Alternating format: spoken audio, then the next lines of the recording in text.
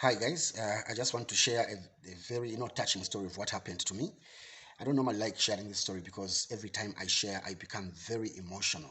Okay, yeah. Some time back, there's this lady that I met in a cafe in town, and of course, she was just relocating from Kitwe to Lusaka. So we got to know each other, we exchanged contacts, and later on, I actually decided to propose. So that's how we started, going out, and things were just okay. Everything was just normal, and we dated for about 4 years. So after 4 years, of course, she was growing, her body was changing, almost everything about her was changing. She was getting old, she was getting fat, and somehow my mind told me this is not the right person that I should get married to after dating for 4 years. So that's how I actually gathered my courage and I told her we cannot continue dating because I'm no longer interested in you. Guys, it was very hard for me to tell her that I can no longer, continue with you and I cannot even marry you. It was a little bit hard, but I gathered my courage, when your mind is made up. Okay? And she was very angry. She was perplexed, beglued. She was actually stressed. She was very emotional. She told me to say, Elvis, you cannot date me for 4 years and then you decide now not to marry me. That now shall not happen. It's either you marry me or one of us goes to the grave. I took it, I never took it serious and I just overlooked it. Then later on, she told me her last words. She said, Elvis, this is not a warning. I'm telling you, this is not a warning. I'm telling you now, it's a caution. What you have done today, you cannot abandon me after dating me for 4 years. Guys were coming to propose to me. I was refusing. I never gave any guy any chance to date me. Now, after dating me for 4 years, you have been using me for 4 years, then today you come back to tell me that you can no longer continue with me. Remember and mark my words. You are going to pay for this.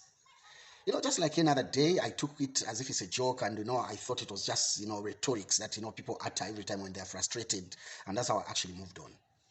I left her. Guys, like I told you, I become very emotional when I'm actually sharing this story because it was one Sunday morning when I received a call after 6 months of our breakup. So it was a breakup. 6 months later, I received a call, a strange number, and strange voice. Picked the call, a strange voice. So this guy said, it was actually a man, who said, Elvis, it has taken 6 months for us to strategize on how you have to pay on what you did 6 months ago. So I was, somehow in a dilemma, confused. I didn't know what to do. I sat down, thought about it. Then I said, who is this person who wants me to pay and what am I paying for? I never went to anywhere to report the matter. I kept it to myself because I thought maybe it was just a wrong number because I tried to call back the number. It was just ringing for about 2 minutes. Then later on, it was off. And it was off the whole day. Until one evening when I actually came back from playing football, because I normally play football on Sundays. So when I came back from playing football, I went out to drink after freshening, I freshened up, then went out to drink. That's how I actually parked my car somewhere a bit far. Then I went into the club. I was there for about 2 to 3 hours. Then later on, I went back to the car. Now, this is where the story starts from. I left the car locked and I found the car locked. So I actually opened the car, went into the car. Little did I know that they had broken. There's a small grass. Those that know cars very well. There's that small grass that is used for emergency in case you want to remove something from your car and maybe you have lost the keys and something like that, or maybe you've left the keys in the car. You can easily break your car. It's a small thing, a small window like that. So I didn't know that it was broken. And it was actually two guys who broke it. They used their hand to open the other door from the rear door. They entered into the car, and that's how they actually sat. They had to hide behind the car. So they locked the car again, and they were there waiting for me to come. So I sat and ready to drive. I started the engine, started driving. I actually drove for about 4 to 5 minutes. When I got to a dark place, the guys stood up. So when they stood up, one of the guys had to grab me here in my neck. I was shocked. Then they said, stop the car. I was in shock, so I had no choice but to quickly stop. I didn't know what to do. It was so emergency. So that's how they grabbed me. I was like, how can I have people seated behind and I didn't even see them? I left the car locked and I found it locked. How possible is this? Guys, then I remembered there's a call that I received today. Just when I was actually remembering, the other guy who was on the left side said, now, you remember a strange call that you received in the morning? Elvis, today is the day that you messed up one of our gangsters' life. This girl is still in a shock as we speak right now because of what you did. You dated her for 4 years. Then later on, you decide to dump her. What changed your mind? What happened? Guys, I was in a shock. I didn't know what to do. The other guy was actually holding a knife, a very sharp knife. Then the other one removed a gun from a small bag that he had here. He removed the gun and pointed at me.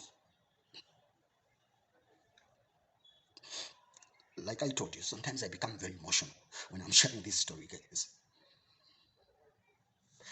I may not complete the story because, okay, but I'll try, okay? So, he pointed at me and I was hopeless, helpless. I was in the middle of nowhere. There was no one to help me, guys. Like, I was shattered. I remembered all my dreams of becoming somebody big in life. And all this, like, I was like, so all these dreams are actually shattered. Then the other guy was on the left side, told the guy to say, what are you waiting for? Can you shoot? So he said, oh yeah, we need to shoot. That's how he actually tried to shoot me. Fortunately enough, the gun didn't have bullets. Then he said, oh, this gun doesn't have bullets. Then the guy said, remember, that is the same gun we used to murder the other guy.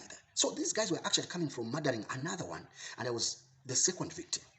Then the other guy, who was seated on the left side, removed another gun that was fully loaded. So he gave the guy to say, can you go ahead and shoot him? Or maybe we should use a knife. Because he's actually hopeless here. He's unarmed. He doesn't have anything. So we can easily kill him here. We need to do this as soon as possible. So he handed over the gun to the other guy.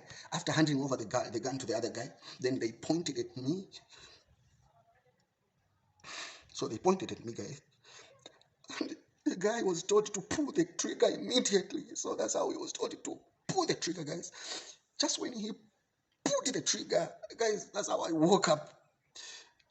I hate such dreams. I always tell people to say, sometimes some dreams are too bad. I hate dreams, guys. I woke up from slumber. There I was. Then I remembered it is not good to date someone's daughter for all these years. Then later on you dump them.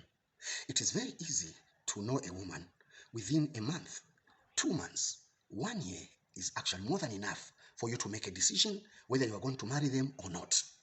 If you know at the back of your mind that you're not going to marry them, leave them. Because after a breakup, after all the assurance that they're going to get married, then you break up, you are going to leave a very big wound in their hearts that shall never ever heal. Guys, let us marry the women we date for so many years.